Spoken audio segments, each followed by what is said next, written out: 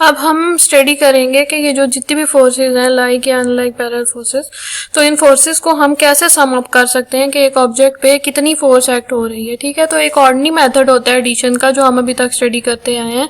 हम उस मेथड से फोर्सेस को ऐड नहीं कर सकते क्योंकि वेक्टर क्वांटिटीज हैं। तो इसके लिए हम एक स्पेशल मेथड यूज करते हैं जो कि वेक्टर से रिलेटेड है।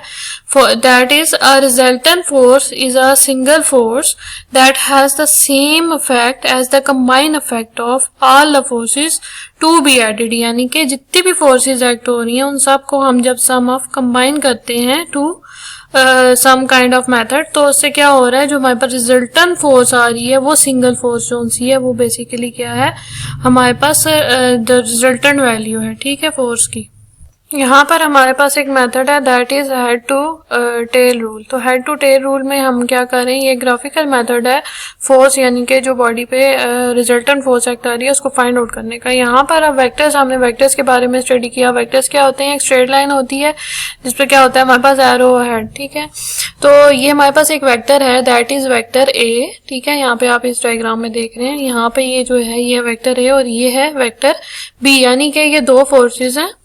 वेक्टर ये जो वेक्टर है ये फोर्स ए है और ये जो वेक्टर बी है ये फोर्स बी है। तो ये बेसिकली हमें बता रहे हैं direction of the force B और magnitude of the force B. ठीक है, तो अगर हम इसको प्लॉट करें, ऐसे ऐड करें, तो कैसे हम ऐड करेंगे हेड टू टेल रूल में। हेड टू टेल रूल का मतलब ये है कि हम टेल को हेड के साथ ज्वाइन करेंगे। ठीक है, तो सबसे पहले हम वेक्टर ए ले लेते हैं, यानी कि ये वाला वेक्टर। ठीक है, हमने इसको परपेंडिकुलर यहाँ पे ड्रॉ किया। ठीक है, यहाँ पर हमने ड्रॉ किया और जो सेकंड फोर्स थी यानी जो सेकंड वेक्टर था that is a vector B, उसको हम कैसे ज्वाइन करेंगे, जो उसका टेल है उसको ए के हेड के साथ ज्वाइन करेंगे यहाँ पे।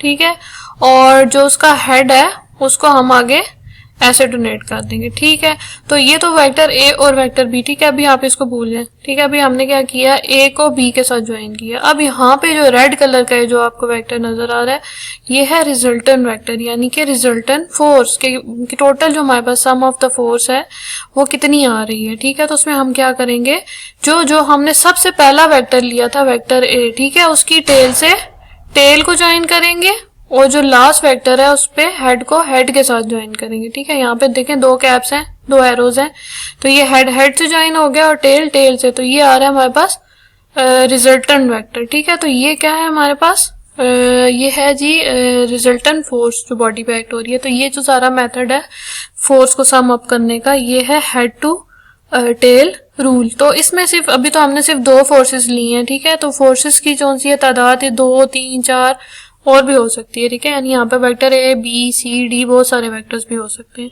तो हेड टू टेल रूल हमें कैसे हेल्पफुल है, इसकी हेड टू टेल रूल से हम क्या फाइंड आउट कर सकते हैं कि इसमें हम मैग्नीट्यूड भी फाइंड कर सकते हैं जो हमारी रिजल्टेंट फोर्स एक्ट हो रही है। ठीक है, जो रिजल्टेंट फोर्स एक्ट हो रही है उसकी हम मैग्नीट्यूड को भी फाइंड आउट कर सकते हैं और जो रिजल्टेंट फोर्स है उसकी हम डायरेक्शन को भी फाइंड आउट कर सकते हैं। ठीक है, और रिजल्टेंट वेक्टर को हम हमेशा आर से कैपिटल आर से डोनेट करेंगे।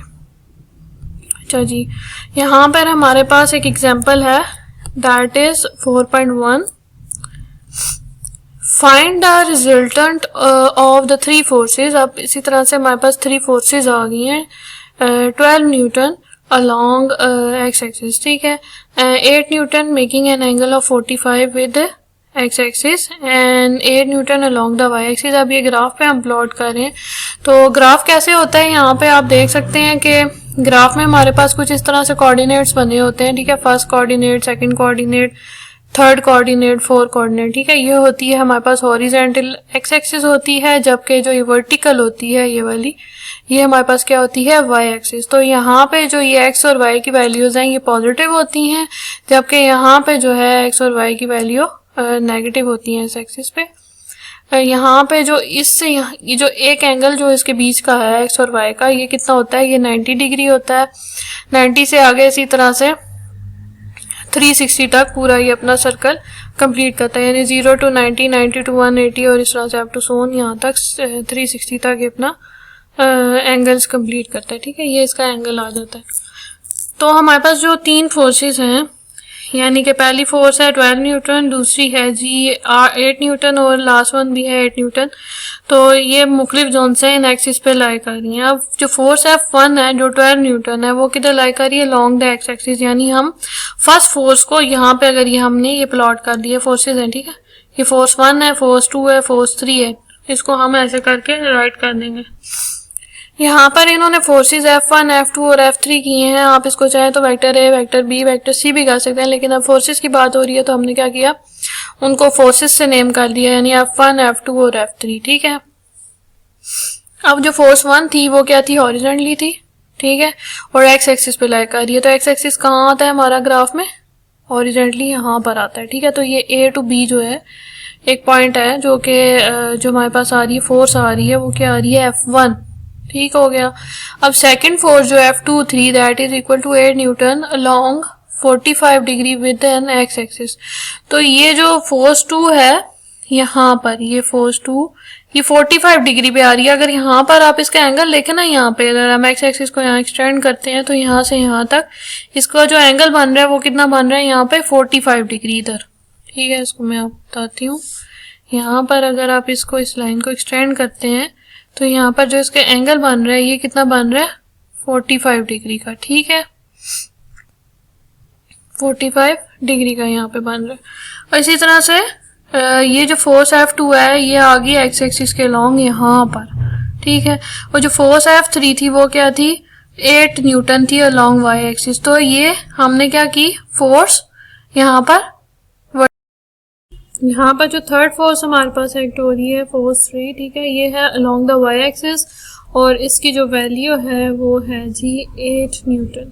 तो यहाँ पर अब जो ये तीनों फोर्सेस हैं इनको हम सम अप करेंगे थ्रू आवर रिजल्टेंट फोल्डर। हमने क्या किया, तीनों वेक्टर्स को through head to tail rule join किया। यहाँ पर फर्स्ट वेक्टर का हेड है और सेकंड वेक्टर का टेल है। इसी तरह से जो थर्ड वेक्टर है इसमें भी हमने क्या किया, इसकी टेल को इसके साथ ज्वाइन किया और हेड क्या है यहाँ पर। अब हमने फाइनल रिजल्टेंट फोर्स निकालनी है। तो रिजल्टेंट फोर्स के लिए यहाँ पर हमने क्या किया, एक रिजल्टेंट वेक्टर ड्रॉ किया, ठीक है। ये रिजल्टेंट वेक्टर आ रहा है, इसको हमने एफ से रिप्रेजेंट कर दिया। ये क्या है हमारे पास, सम ऑफ ऑल द फोर्सेस। तो इसको हमने कैसे ज्वाइन किया, यहाँ पर इसको फर्स्ट वेक्टर की टेल को जो लास्ट वेक्टर है उसके हेड के साथ, यानी टेल को टेल के साथ और हेड को हेड के साथ हमने ज्वाइन कर दी और ये आ गई हमारे पास रिजल्टेंट फोर्स। अब यहाँ पर हमारे पास अब हमें क्या पता चलेगा कि जो हमारे पास रिजल्टेंट फोर्स है उसकी मैग्नीट्यूड क्या है और उसकी डायरेक्शन क्या है। तो हम यहाँ पर इसका एंगल फाइंड आउट करेंगे, ठीक है। इन फोर्सेस के साथ एंगल फाइंड आउट करेंगे। ये एंगल हम कैसे फाइंड करेंगे, ये एंगल हम फाइंड करेंगे with the help of protractor. तो हम प्रोटेक्टर को इस एक्सिस पे प्लेस करेंगे और यहाँ पर इसका एंगल मेजर कर देंगे। तो ये एंगल अप्रोक्सीमेटली आपके पास 37 डिग्री प्रोटेक्टर पे आएगा, ठीक है। और सेकंड थिंग हमने क्या फाइंड करना है, magnitude of the resultant vector, यानी ये जो वेक्टर है इसकी क्या वैल्यू है, क्या मैग्नीट्यूड है रिजल्टेंट फोर्स का।